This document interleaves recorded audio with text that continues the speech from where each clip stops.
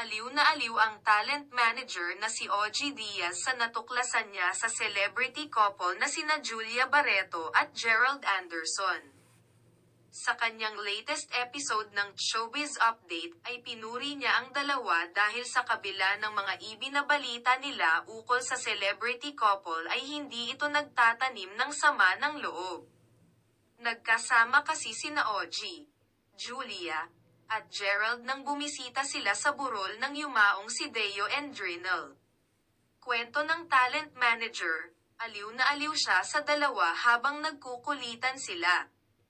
Nakakatuwa si Julia. Lagi siyang ano na namang ibabalita nyo sa amin. Kami pa rin. Kasi lagi silang nanonood ng OG Diaz Showbiz Update, pagbabahagi ng talent manager. Chika pa ni OG. Yan ang nakakatuwa sa dalawang yan. Maganda man o hindi maganda yung ibinabalita namin tungkol sa kanila, hindi sila nagtatanim ng sama ng loob. Bagkus, nakikipag-asaran pa sa amin. Hindi na memersonal, basta ako ay natutuwa kay Julia at Gerald.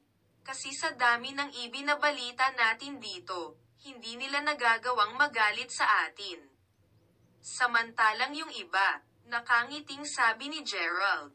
Si OG daw ang number 1 source ng chika at number 1 fan rin siya ng talent manager.